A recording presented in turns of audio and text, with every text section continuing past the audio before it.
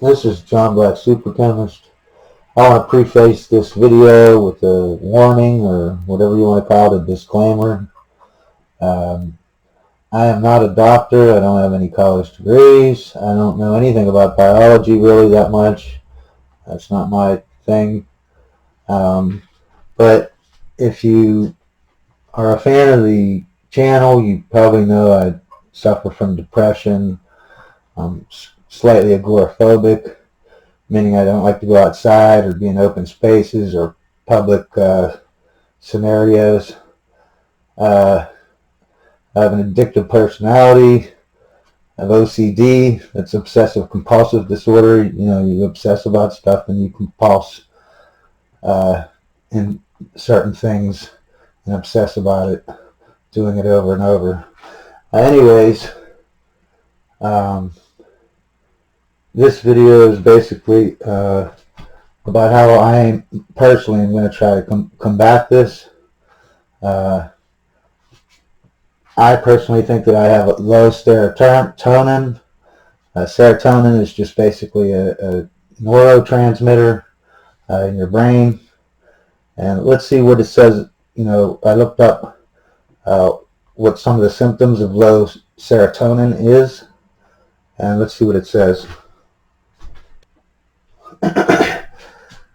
More difficult to control anger, associated with violent behavior, associated with antisocial personality disorder,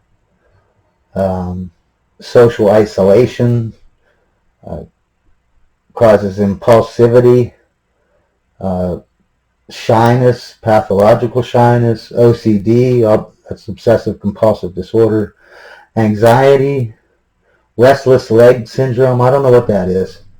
If I had to guess, I'd say that it's those people that they have their leg and it keeps shaking, or their hand keeps shaking over and over and over again, like a crackhead or something like that. I don't know what that is. Number 11, depression, and 12 is addictions: drug, food, gambling, sex, whatever you're addicted to. It doesn't have to be anything on the list. If you're addicted, you're addicted.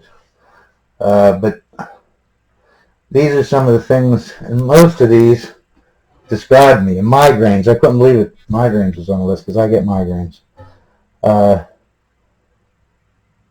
So pretty much everything on here except the leg syndrome describes me. And you know, I've seen psychiatrists, psychologists, so I do have low serotonin. I know that. Well, I believe that. So how am I going to get serotonin in my body? Well, first, let's look at some molecules. Okay, so you can see this is an indole. And serotonin, this is what's in mushrooms. This is what people think of when they think of mushrooms. They think of psilocybin. This isn't actually a drug. Okay, this is a prodrug, meaning when you take it, your body metabolizes it into this. It breaks this ester up and makes this back into a hydroxy group. And this is what you actually get high on. Now I want you to look at all these. This is LSD, DMT, but these are all indoles. Look, there's the indole there. The benzene ring with the NH and the double bond on the pentane. See, same here, same here, same here, same here. So these are all indoles. They're all indolamines. They're neurotransmitters, or they can be. They don't have to be natural ones, because like this isn't natural. I mean, this isn't natural. You know, in your body, serotonin is your neurotransmitter. But look at what this is compared to this, which is what you would get from mushrooms. The only difference is the amine up here has two hydrogens, and the amine down here has two methyl groups attached. And the second thing that's different is the hydroxy group is moved over. See how there's only, you got your ethylamine here, you move over 2 carbons to get to your hydroxy group. Here you got to move 1, 2, 3 over to get to your hydroxy group. But you see how similar they are, okay? And they all have an ethylamine. Here's an ethylamine on here. Here's the ethylamine here. You can't see it well, but here's one carbon. Here's one carbon. There's two carbons, and here's your nitrogen. That's your ethylamine. Here's an ethylamine, ethylamine. They all have an ethylamine on the double bond. They're so very similar, okay? So, my plan is, because you need, basically, these things are like a key and a keyhole, or two pieces of a puzzle.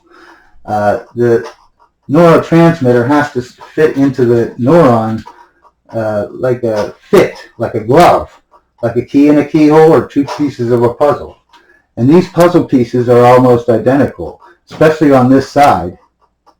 They're totally identical on all these molecules. On this side of the whatever, if your neuron was right here, and this is your neurotransmitter, try to slide up into that hole, it's always the same.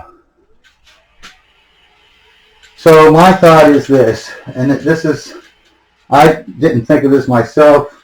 I heard this on YouTube, and then I read a couple things, and I'm thinking it might work. Since my brain doesn't produce enough serotonin, I can take the psilocin, or psilocybin, whatever you want to say, the mushroom, and that will pretend like it'll shove into my keyhole, my neuron hole, and trick it into thinking that I have more serotonin than I really have. Now, how much do you take doing this? And keep in mind, I'm not a doctor, I'm not a whatever. I'm just saying what I'm doing, okay? But what I want to do is I want to microdose, okay? Microdose is when you take so little that you don't even know you're taking it, okay? Now the regular dose to get high on mushrooms is like 1.5 to 2.5 grams. So say about 2 grams. See, a full dose. You want to take about 1/10 of that. So a microdose would be like 0.17 or 0.25 grams. Okay, that's it. Okay, that's barely anything. Okay. Now, how do you know when you have the exact amount? You would start out at say 1/4 gram. Okay. If you feel something, if you feel even slightly high, then you're taking too much. So the next time you microdose, you would take 0.2 grams. If you still feel high a little bit, you know that you're taking it, then you took too much, and you keep going down, okay? And then wherever you stop, whatever amount it takes for you not to feel any effect, like talking about highness, like you feel high, then you're right there. You want to be at that level right below what makes you feel slightly high, okay? So you shouldn't feel high at all, really, okay? Now, I have to investigate this more. I've only seen one person talking about it, how often, and they were saying once every 3 days, okay?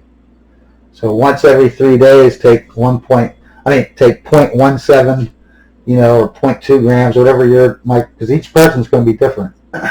Whatever it comes out to be, I'll most likely do it once every 3 days. I'll do it on the first, 3 days later I'll do it then, 3 days later I'll do it then, 3 days later I'll do it then, and see what happens after a month, okay? Am I telling you to do this? No.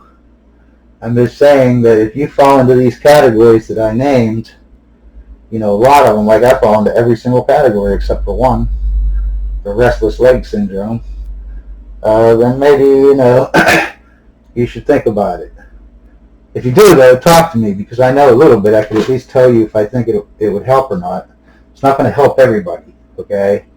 But apparently people are quitting smoking cigarettes, quitting drugs, and really not being shy or anxious, and the anger goes away, and it's an unbelievable thing. When you have ADD, like a child has ADD, the most common thing they do is they microdose them with amphetamines. You know what crystal meth is? It's basically methamphetamines. They give them amphetamines, but it's in such a small amount that it doesn't get them high. It just reacts with their brain chemistry. So I've seen a lot of doctors saying that, I haven't read a lot of what they said, but I read a lot of the doctors saying that, yes, this is an actual thing. It needs to be investigated and whatever. So I'm going to probably, because mushrooms don't come around all the time, so when they do, I will get some, and you only need such a small amount. I could buy an ounce and that might last me a year or something. But I'd have to do the math. And I have to see how often you're really supposed to do it. Because I don't know I only heard one person talk about it, and they said once every 3 days. So I really have hope that this might actually help me not to be depressed anymore and just angry and just miserable. If you're in the same situation, you have a chemical imbalance. See, the thing about chemical imbalances is there's like 70 neurotransmitters, but there's about 3 that the psychologist, a psychiatrist that can give you medications that's a psychologist, there's really only 3 that they really like to screw around with. One is your dopamine levels, your serotonin levels, and your... Oh, geez, it's been so long. It's been like 25 years since I've read it, and I haven't read that much about brain chemistry. I can't remember the 3rd one, but they always affect each other. That's why when, like, say you're bipolar, you go to the psychiatrist, he gets you drugs, and it raises your serotonin because your serotonin needs raised, but your other levels are great. So it gives you the thing to raise your serotonin, but now since your serotonin levels are different, now it affects the other ones, and now the other ones has changed. So now he has to give you something to combat that, like maybe the dopamine levels go up or down because you raised the serotonin. Now it's out of kilter. So now you need a new drug to counteract that. And as you age, your brain chemistry changes. So what you need changes. You know what I mean? Your levels change, then you need your medications changed. That's why it's an uphill battle, never winning when you're doing that kind of thing. Because you're just trying to tweak 3 different things, and every time you tweak one thing, the other 2 things change. It'd be great if the other 2 things stayed the same, then it would be easy, but that's not the way it is. That's why it's so hard. And plus, with age, your brain chemistry is going to change, so therefore the drugs you need are going to change. But anyways, that's all I really wanted to say about this video. I'm really excited to try this and see if it helps, see if it works. If it does, I'll definitely let everyone know, because I know I used to have a channel about depression and it got deleted, but I had a few people that were also on the channel that are depressed, so maybe this can help them. We'll see if it helps me first.